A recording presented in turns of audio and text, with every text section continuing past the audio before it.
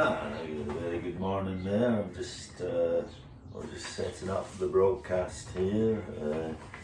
Just tidying up some superfluous documents that are lying around the premises. These being 2 tickets for Monday's play at the Basin Reserve. Possibly I can use the back to make notes on shopping lists and things like that. So I can't see that we'll have to test the scanning machine at the gate on Monday. We did have some issues with the scanning machine yesterday morning, but we did both get in eventually. And Mr. Littlejohn's here, and as a die-hard Kiwi cricket and rugby supporter for many a year, it must have been a tough day for you yesterday. Well, I'll start with the positives, Mr. Boyle. We've always got to put a positive spin on things. The weather did dawn beautifully fine, and you don't get many good days in Wellington, but there is a saying that says you can't beat Wellington on a good day, and it was a good day weather-wise. The sun shone, the winds were relatively light, and as Englishmen do when they're presented with fine conditions, many of them were basking in the sun with no hat and no sunscreen on. Many of them probably ended up the colour of your mug, I would suggest, Mr. Boyle. Yeah. So they had a good day, on and off the field, and it was all England once again. Tough to say.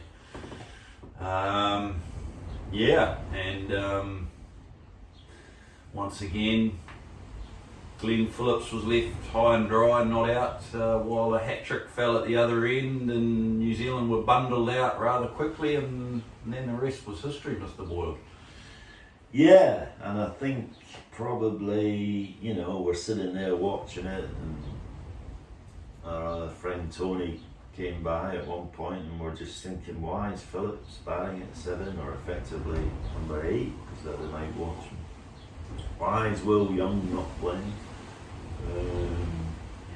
And really, we went out and looked at the wicket at lunch, and it might be possible to upload a photograph now that we're really high-tech broadcasting outfit now.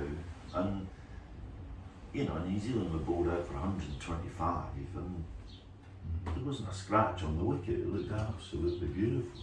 Lots of those. Look, Bryden Cass is a phenomenal bowler. Looks fit, looks strong, looks like he can bowl long spells and things. But I don't know. We got a replay of the one that knocked over Blundell, and it didn't appear to do a lot. And Blundell just didn't keep the ball out, played down the wrong line.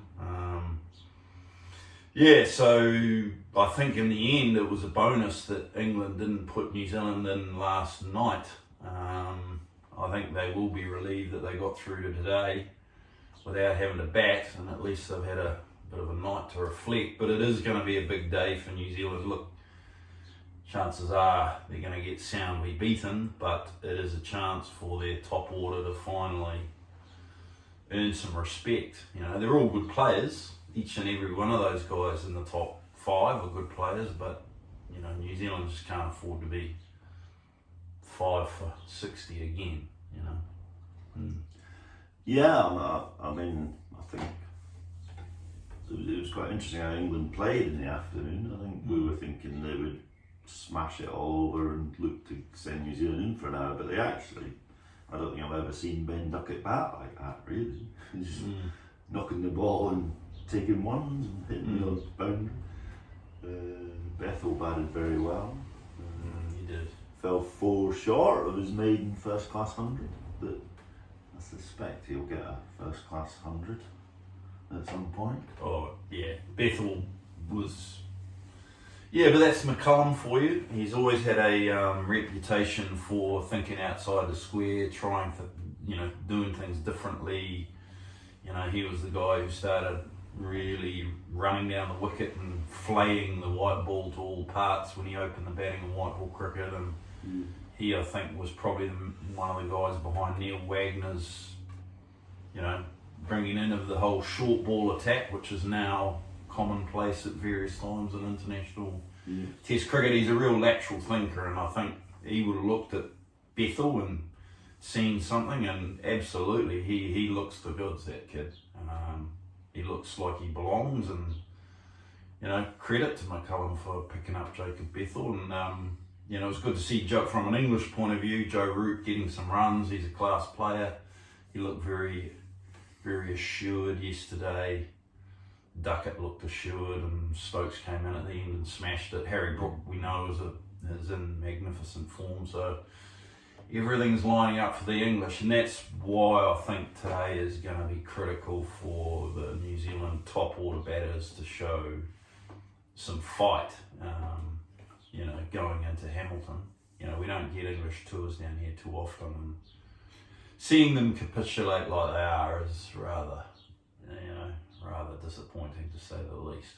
But it's nevertheless going to be a big day for them, for sure. Yeah, and I'm looking forward to today's play, and I'm thinking you've sat in many a changing shed across your illustrious career yourself, Mr. Littlejohn. What do you think it would be like, that shed this morning? You're 533 runs behind after 2 days play. Yeah. Kind of uncharted territory for a cricket team, I would suggest, possibly. Well, Mr. Boyle, you were very big on that stat. That stat really tickled Mr. Boyle's fancy yesterday, that a team can go finish the second day and be played so badly they're 533 runs behind.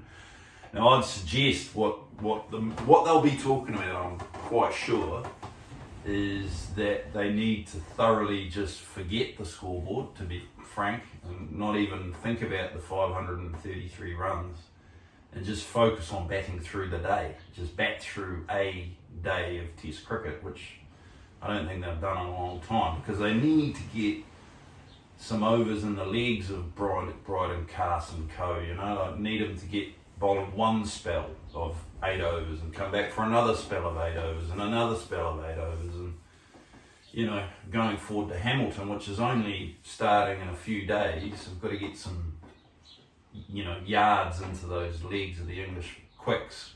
Got to get Bashir on, got to get him on, and I think it's a modest sort of Test level spinner, to be fair.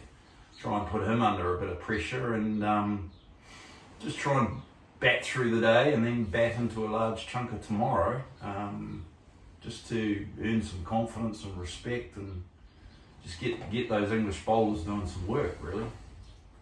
Yeah, no, very sound points there, although all kind of based on the assumption that England will declare, perhaps, and in fact, in our wider globally viral audience, it's been the philosophical question's been raised of, can you actually declare 1,000 runs ahead? And were England to bat the day, they need another 467 runs to reach that holy grail. I'm not suggesting that will happen at all, but I think it'll be interesting to see how England decide to play, and in fact there are still 3 days to go, so by the nature of that, if New Zealand were able to occupy the crease and keep wickets in hand, which is obviously unlikely to happen over 3 days, they would get some sort of close to the runs just by the nature of it. And in fact there was some fighting talk on the radio from Shane Bond about chasing, well, it was 425 was his. New Zealand would be comfortable chasing 425. But we looked it up. 425 would represent the highest ever fourth innings chase. Yeah. Shane Bond said New Zealand would be comfortable chasing that. New Zealand, Shane Bond, lovely guy that he is and phenomenal cricketer that he was, is probably somewhat of a cheerleader, I would have thought, with that sort of comment, trying to be ultra positive and things like that. Personally, I think they've just got to forget the scoreboard. Whenever they end up getting in, as you say, the English would be quite within their rights to bat another half hour session. session and a half. I don't think they will. There is a little bit of inclement weather on the forecast. It's not as good a day out there as it was the last two. And I think Baz McCullum, being Baz McCullum, I don't think he'll be wanting to win. So I don't think they'll back too long myself. But yeah, well, anyway. no, I suspect there might be an element of let's get this wrapped up. And as we were discussing yesterday, a driving motivational factor on getting it wrapped up might be the number of very attractive golf courses between Wellington and Hamilton. There is many an attractive golf course between here and Hamilton. So that Lots of different directions you can go. It's basically north, but there are several different routes you can take with many a fine golf course along the way. So that might come into play as well. But we'll see how it unfolds and everything going logistically okay with your trip. Oh, very well. Yeah, accommodation spot on. Food very good. Had a very good Indian curry recommendation last night that turned out to be spot on. Another good night's sleep at the castle, the Boyle Castle last night. Firm it was underfoot, but all went well. And another good fry up this morning. So yeah, very happy. So there'll be a positive review in the globally virus Airbnb world. There will. You think, for your trip to there Wellington? will be going on into the social media ether. I'm not sure you'll be able to access it at all, Mr. Boyle, with your technology and your little brick. But yes, absolutely. Well, it's good. It's good to know that those cyberspace boxes are getting ticked. Absolutely. Okay, we'll leave it for there, and tomorrow could be a first with a broadcast from both Wellington and Hamilton. Yes, absolutely.